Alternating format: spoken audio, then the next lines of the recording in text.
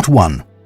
You will hear a mother talking to a new babysitter about the arrangements for the evening. First, you have some time to look at questions 1 to 10.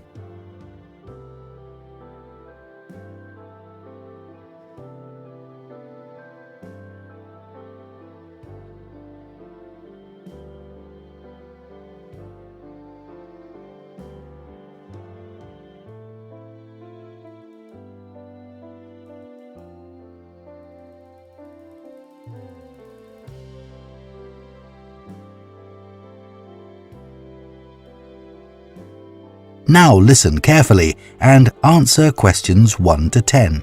Hi, Sally. I'm so glad you've been able to cover for our normal babysitter at such short notice. You're much younger than I imagined, but you come highly recommended by the agency. Don't worry, Mrs. Johnson.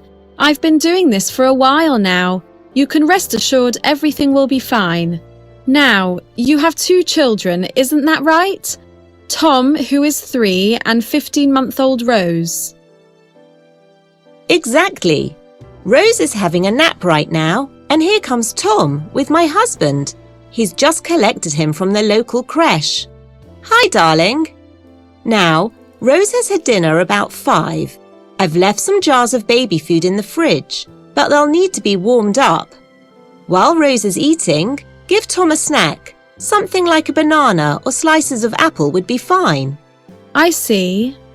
At about 5:30, I like to give Rose a bath. You're all right giving the baby a bath? That's no problem. Great. I've left all you need in the bathroom. Now, normally, my husband will take Tom out for a walk when Rose is having her bath, but let him just do some indoor activities, like playing with some of his toys or looking at his books.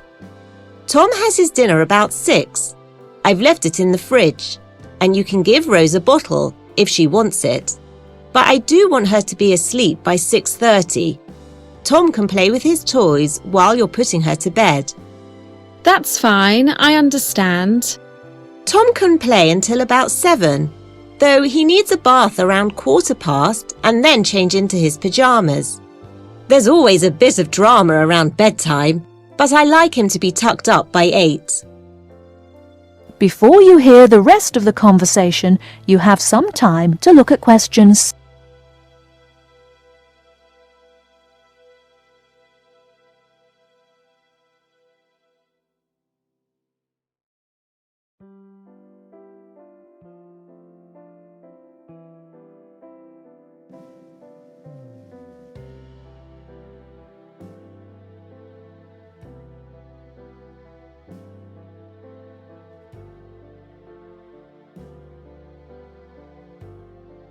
I understand. Some children need to be calmed down before they can go to sleep. I do agree. I keep a nightlight on as it reassures him, though my husband thinks that and feels that Tom should sleep in the dark, as he thinks it's more natural. I see. Oh, about Rose's dinner.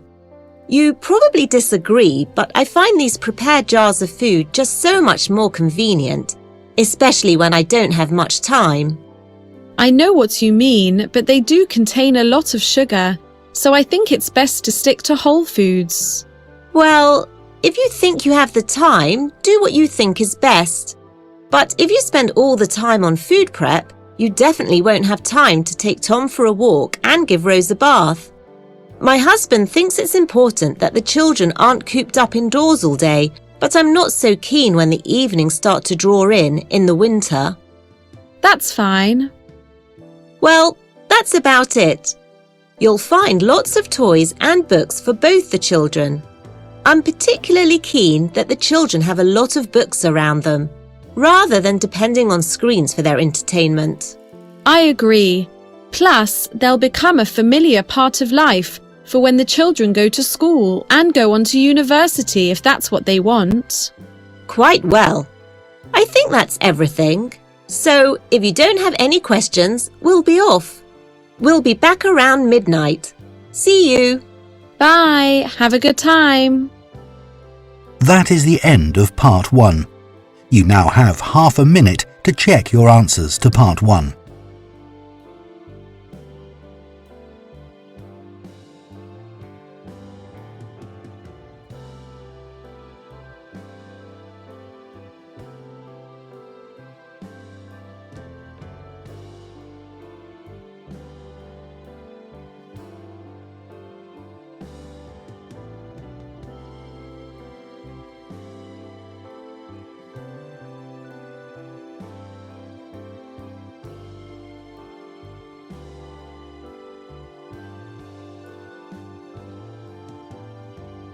Part 2.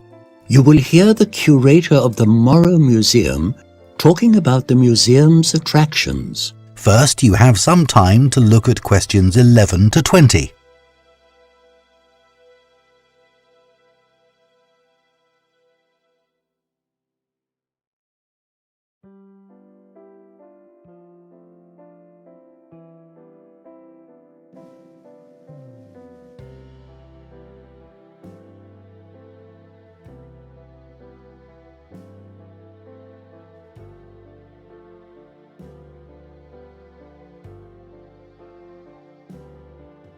Now listen carefully and answer questions 11 to 20.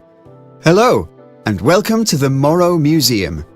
As you can see, this is our reception, and there's also a small shop where you can buy some books on the artist and his times, as well as postcards and other reproductions of some of his best-known paintings. To your right is a study room for scholars to examine the many diaries, letters, and other documents relevant to the artist's life. While to the left is a small theatre in which you can view a short TV documentary that was made a few years ago. Behind me is the main gallery, which not only contains some of Morrow's better-known oil paintings, but also some artifacts from his life, including his writing desk with photos of his much-loved wife and family. Go through to the left and there's a small exhibition of Morrow's drawings, and beyond that is a small cafe with a small garden terrace and some toilets.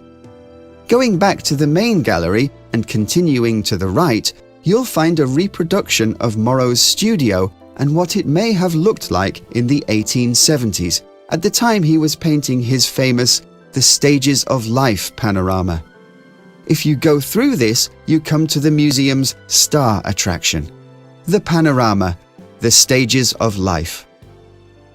Before you hear the rest of the conversation, you have some time to look at questions.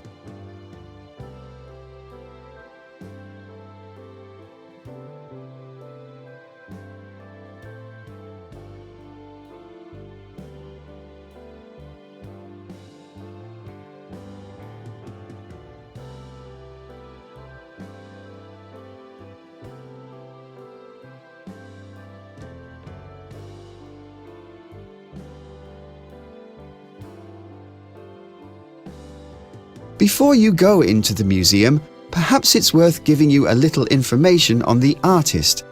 Anthony Morrow, that's M-O-R-R-O-W,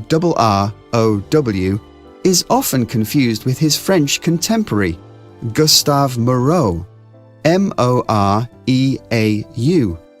And though he worked for many years in France and was well known to his French contemporaries, he was actually born here in England to an English father and Italian mother. His life was full of joy and tragedy. He had a loving wife who he adored and 5 children, leading a happy married life. However, the death of his eldest child, a girl, came as a great blow to him, and this was followed the next year by the passing of his beloved mother. However, it was the death of his wife, while giving birth to their youngest child, that had the most profound effect on Morrow, and was the ultimate inspiration for his Stages of Life panorama. Following his wife's passing, Morrow found he was no longer able to work in the family home, which contained so many memories. So he left his children in the care of his loving sister and travelled throughout Europe. He first went to Italy and stayed for a while with his mother's family in Naples. It was in Italy that he first had the idea for the panorama and made some preliminary drawings, which can be seen in our drawing gallery. However, still plagued by grief, he then moved on to France and, as a result of a bout of illness, went on to Switzerland to recuperate. He then returned to France, and it was in Marseille, where he lived for many years before, that he painted his panorama. Though the painting has some affinity with the Impressionists in the handling of paint and the range of colours, his work is generally accepted as an example of symbolism. though some have likened it to the post-impressionist works of Cézanne and others, while some historians have seen elements of Cubism, though this is not a view held by many. However, when it was exhibited in 1876, it was not received well by the critics. However, it was bought by a wealthy Parisian industrialist and placed in his private chapel. The panorama charts life from birth to death. The artist produced it as a semicircular panorama. As he said, life surrounds us and consumes us all. When you look at the painting, you may recognize some of Moreau's family members from the photos in the main gallery. His youngest daughter, Charlotte, can be seen in the early stages of life's saga in somewhat nostalgic, melancholic scenes. His sister also appears in the middle section, in perhaps the least mournful passage of the painting, while his wife, perhaps not surprisingly, takes center stage at the end. You may wonder how the painting ended up here in a small English seaside town. The building, which now houses the museum, was once Moreau's childhood home and was bought by the local council when it was threatened with demolition in the 1970s. The panorama had been in the country since the end of the Second World War, when it was given to the nation by the French government as a token of appreciation for our hosting the Free French Forces. However, it was the intervention of Clementine Churchill, Winston Churchill's widow, that saw it being permanently housed here. It is a sad, yet at the time an uplifting painting, from one of our least known, but perhaps most romantic painters. I hope you enjoy your visit. That is the end of part 2. You now have half a minute to check your answers to part 2.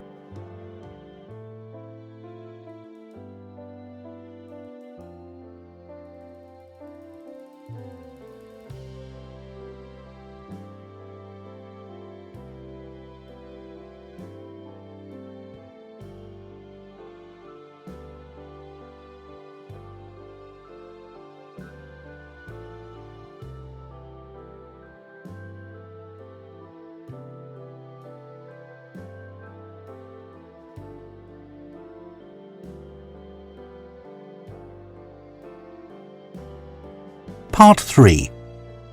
You will hear a lecturer talking to 3 students about their options for a study year abroad. First, you have some time to look at questions 21 to 30.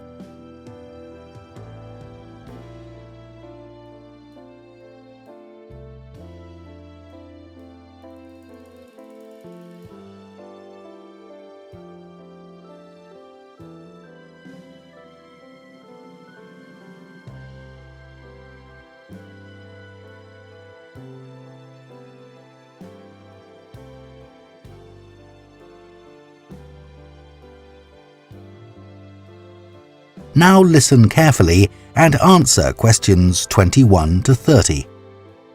Well, hello everybody. As you know, I've been arranging short, small group tutorials for everyone studying French who's due to go on their study year abroad. I want to outline the options available and get some idea of what your preferences may be. As usual, we have lots of opportunities in France, mainly in education, including our usual link-up with Paris University, which a lot of students have enjoyed over the years. But we also have placements in non-European locations. That sounds interesting. Where are these places? Well, we have some opportunities in Canada. Quebec is very interested in promoting the use of French in the country, and there are a number of opportunities as assistants in primary schools, as well as the chance of working for the local newspaper in Bas-Saint-Laurent, one of the strongest francophone areas of the country. That's interesting. I never thought of Canada for our study year. Me neither. Well, there are also some opportunities in the developing world, in Haiti, for example. That's in the Caribbean, isn't it? That's right. It's still suffering the effects of the 2010 earthquake. There's been a lot of disruption to everyday life ever since. There are a lot of voluntary organizations and NGOs working there, and they are always looking for volunteers. There's no pay, but you would get a small stipend to help with living expenses. Then there's work helping monitor elephant populations in Senegal, in the Nyokolo-Kobo National Park. Again, it won't make you rich, but it's very worthy work. That sounds great. I've been to France lots of time, so the chance to go to different places like Haiti and Senegal is really exciting. Before you hear the rest of the conversation, you have some time to look at questions.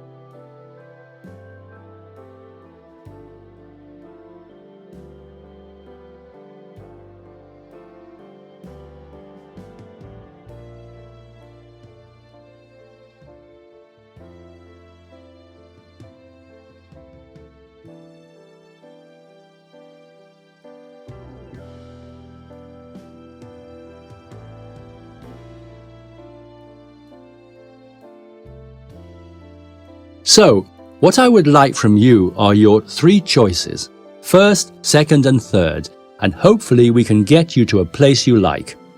Let's start with you, Shireen. I like the idea of visiting Canada, so my first choice would be the newspaper you mentioned, as I am interested in journalism. And your second and third choices? Well, if there are any more journalism opportunities, either in France or elsewhere, that would be good, so my second choice would be working for a newspaper in France or Switzerland for a third choice. Thanks, Shireen. What about you, Ben? Well, I do want to work for a charity, so that job in Haiti working for a charity would be my first choice. After that, I like the idea of Senegal, and if that's not possible, a place in France would be fine. We'll see what we can do. And lastly, Rena. What would you like to do in your year? I really like working in nature, so the idea of doing the elephant survey in Senegal really appeals to me. If not, Haiti would be my second choice and France would be my third. Well, thanks everybody. I'll see what I can do so everybody gets their first choice. But it all depends on the number of places available. Once I've spoken to everyone in the year group, and when everything has been finally settled, I'll send a list of options out and you can choose the one you like. Hopefully, you'll get your first choice. Thanks. That is the end of part 3. You now have half a minute to check your answers to part 3.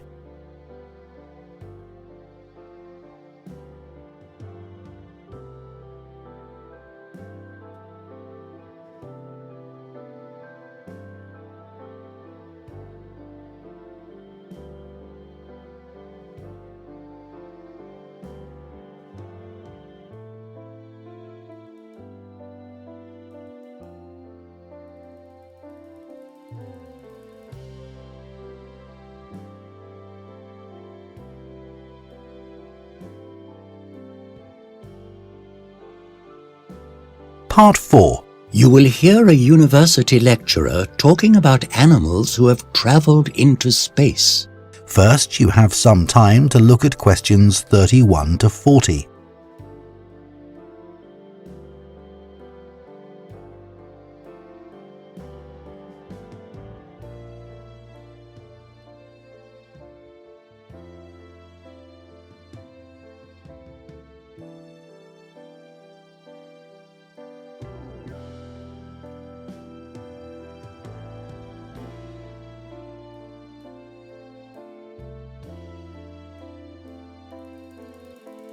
Now listen carefully and answer questions 31 to 40. The space race is beginning to speed up once more as India and China join the USA, Europe and Russia in sending craft beyond the Earth's atmosphere. Within the next decade or two, we may see humanity's first mission to Mars. Today, I first want to look at those unsung heroes of space exploration, animals, before looking at how the rigors of spaceflight may impact on the human body. The dog Laika is well known for taking the first Earth orbit on the 3rd of November, 1957, almost 2.5 years before the first man with Yuri Gagarin's first orbit on the 12th of April, 1961. What is not well known is that the first animal, or should I say animals, that went into space was not a dog, but fruit flies. They were transported on a rocket launched from New Mexico in the USA on the 20th of February 1947 and travelled just above the 100-kilometre point where space officially begins, and then were safely parachuted to Earth. Because fruit flies have a similar genetic makeup to humans, scientists wanted to see if solar radiation had any effect on them. The fact that they were fine paved the way for future human spaceflight. Leica was one of a number of stray dogs found on the streets of Moscow. It was believed by surviving the hardships and cold of winters on the city's streets, such animals would be better suited to the rigors of spaceflight.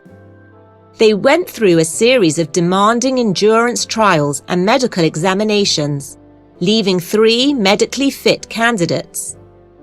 One of the final tests was for the dogs to be placed in increasingly smaller cages over several weeks. 2 other dogs, Albina and Mushka, didn't show Leica's calm temperament, so Leica was chosen. It was never intended that Leica should return to the Earth alive. Oleg Gazenko, one of the scientists on Leica's Sputnik 2 mission, has been quoted as saying, "We did not learn enough from this mission to justify the death of a dog." At the time, the National Canine Defence League in the UK called on all dog owners to observe a minute's silence for each day Leica was in space. The dog was later commemorated with a statue at the Cosmodrome where she was trained, and NASA named an area of the surface of Mars after her. The first dogs to be successfully returned to Earth following their flight in space were Strelka and Belka, meaning little arrow and squirrel. They made their trip from the Soviet Union in August 1960. Strelka later had a litter of puppies, one of which was given to US President John F. Kennedy by the Soviet leader Nikita Khrushchev. A cat has also made the journey into space. In October 1963, one of a number of stray cats from Paris was blasted upwards on a French rocket. The French scientists didn't name cats, as there was a fear that the mission staff would become too fond of them, so the cat was simply named C341. When the cat returned to Earth, the press demanded the cat was given a name. Felix, after the cartoon cat, was first chosen, but was renamed Felicette after it was discovered she was female. Over time, a whole menagerie of animals has been blasted spaceward, including large numbers of mice, over 30 monkeys, a pair of tortoises who orbited the moon, and 2 spiders called Anita and Arabella. But perhaps the most curious creature sent into the cosmos is a microscopic invertebrate known as a water bear. As it can survive extremes of temperature on Earth and is capable of living for decades without water, it was seen if they could survive 12 days outside a spacecraft in the freezing, irradiated vacuum of space. They could. From 1998, the International Space Station has hosted many animal visitors, helping to investigate the effects of long-term living under reduced gravity, known as microgravity. Some have produced surprising results. For example, spiders found it difficult to spin webs, and moths hatched on Earth were unable to control their flights and clung to surfaces. Those born in space did just fine. The effects of long periods in space on sleep patterns were studied using mice. While both mice and fish were part of a research program on bone demineralization, a major problem for astronauts during long periods away from Earth. Space science has moved along a lot since those first fruit flies were launched into space, And it's possible that we may see the first interplanetary travel in our lifetime, with the first manned mission to Mars. Attitudes to animal testing have also changed and are guided by two principles. First, that of need. Can the use of animals be justified? The second is of morality, to keep suffering to a minimum and avoid fatalities. Nevertheless, animal studies have told us a lot about how space travel, especially prolonged space travel, may affect the human body. And that is what I'd like to consider now. That is the end of Part 4. You now have 1 minute to check your answers to Part 4.